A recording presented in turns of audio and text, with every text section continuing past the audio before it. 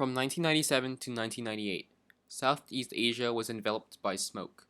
Flights were cancelled, and around 20,000 square kilometers of forest, nearly equal to the size of New Jersey, was burning on Sumatra and Borneo. Both are forest-covered Indonesian islands. On the islands, air quality was rated more than 800 in the Air Pollution Index, with the maximum value on the index being 500, which is already rated as hazardous.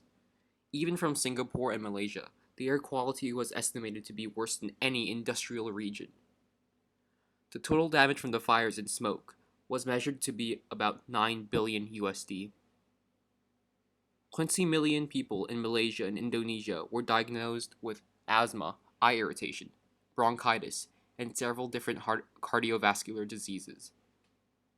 Officials estimate that 60 million people were unaccounted for as they could not afford medical services.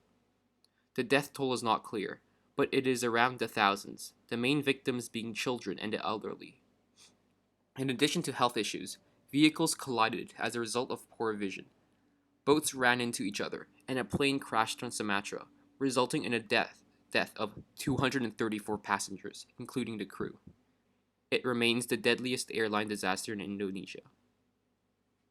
The Indonesian archipelago, consisting of 16,000 islands, is home to the most biodiverse ecosystem in the world. Forest fires put all these animals at risk by destroying their habitat. From 1997 to 1998, an El Niño event, which is a weather phenomenon where temperatures rise for a period of time, made Indonesian forests dry. As a matter of fact, Indonesia experienced the most severe drought in over 50 years. While it is thought that lightning strikes were one of the causes behind forest fires, farmers and corporations used the dry season to their advantage to clear the forest. According to the Environmental Encyclopedia, although the government blamed traditional farmers for setting most of the fires, environmental groups claim that the biggest fires were caused by large agribusiness conglomerates with close ties to the government and military. Moreover, companies took the chance to use fires to destroy all evidence of logging operations in protected areas.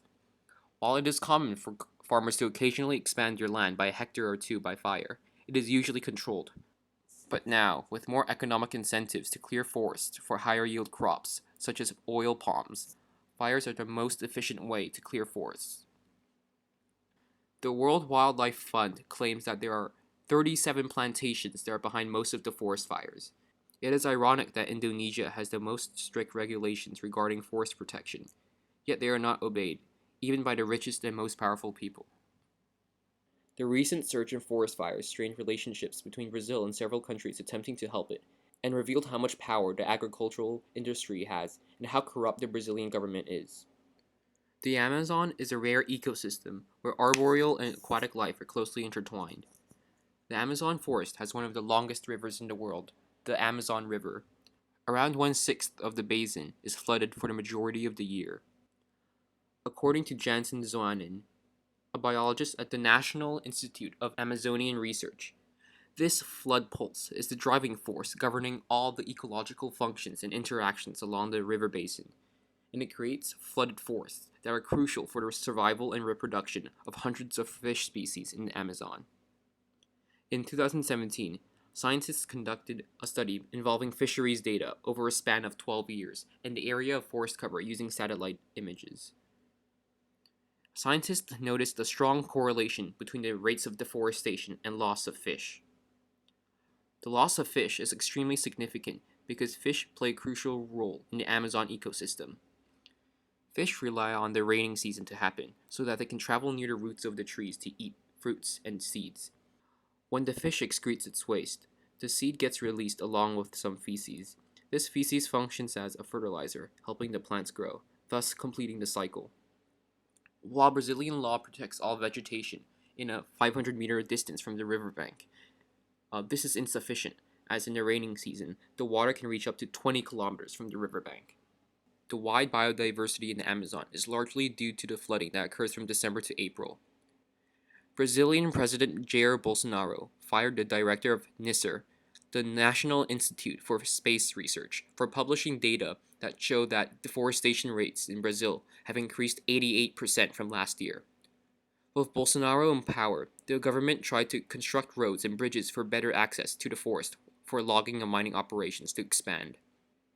From 2018, forest fires have increased by 84%, which resulted in the Amazon losing 17% of its area to deforestation, equal to the size of California.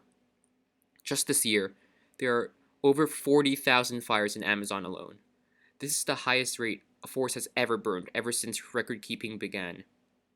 In Sao Paulo, the largest city in the Western Hemisphere, smoke began covering the sky during the day. Scientists are now worried that so much of the Amazon is being burnt that it will result in a dieback scenario, which causes an imbalance, resulting in the collapse of the ecosystem. As the forest stores carbon, the loss of it will affect everyone on Earth as the effects of climate change impacts everywhere. Once lost, even if we were able to replace every lost tree, it will take over 10 million years for the biodiversity in Amazon to replenish, 33 times longer than we as humans have existed. 6% of the world's oxygen is created in the Amazon, and huge amounts of carbon dioxide is stored in the billions of trees. The current government, under President Jair Bolsonaro's control, attempts to prevent all conservative efforts in the Amazon. Furthermore, Bolsonaro blames the fires on environmental non-government organizations. When French President Emmanuel Macron tweeted that "our house is burning," referring to the Amazon, Bolsonaro replied, accusing him for having a misplaced colonial mindset. Bolsonaro stated on Tuesday that he does not accept the $20 million aid package offered by G7 countries. This is the result of extreme tension between Bolsonaro and Macron, when Bolsonaro insulted Macron's wife on Facebook. Macron responded by stating in a press conference, "I have great respect for the Brazilian people and can only hope they soon have a president who is up to the job." Bolsonaro said that Brazil will accept the $20 million if he can decide how it will be spent. As 60% of the Amazon is situated in Brazil, this makes Brazil the biggest influencer on the well-being of the Amazon. Farmers, miners, ranchers, and loggers all benefit from clearing land in the Amazon, as there are gold and platinum deposits in addition to trees. Before, Brazil had laws to preserve the Amazon, but it has been relaxed recently and significantly by Bolsonaro. In addition to growing crops and mining, another driving force of deforestation is cattle raising. Because of this, Brazil is able to become the world's largest beef exporter. Just from 2018, $6.7 billion were generated from exporting beef. 80% of all soybeans grown in Brazil were used for animal feed. Brazil used to be the second largest exporter of soybeans in the world, but in light of China's recent tariffs on U.S. soybeans, Brazil has ramped up soybean production to be the world's largest producer of soybeans, as China turns to Brazil as an alternative source of soybeans.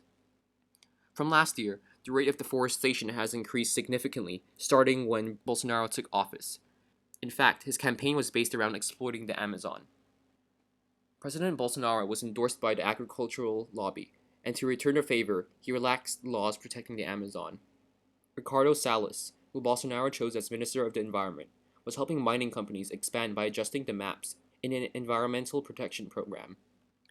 The rainforest prevents erosion and severe flooding, and if the Amazon were to be destroyed, Brazil is estimated to lose over $1 trillion in agriculture over a span of 30 years. Germany, who has been a consistent benefactor in the Amazon Fund, an $880 million pool to slow down deforestation in the Amazon, is threatening to withdraw $39 million of funding. According to Germany's Environment Minister, Sven Schulz, the policy of the Brazilian government in the Amazon raises doubts as to whether a consistent reduction of deforestation rates is still being pursued. While political and economic pressure from other countries can help, it is up to the government in Brazil to protect the Amazon.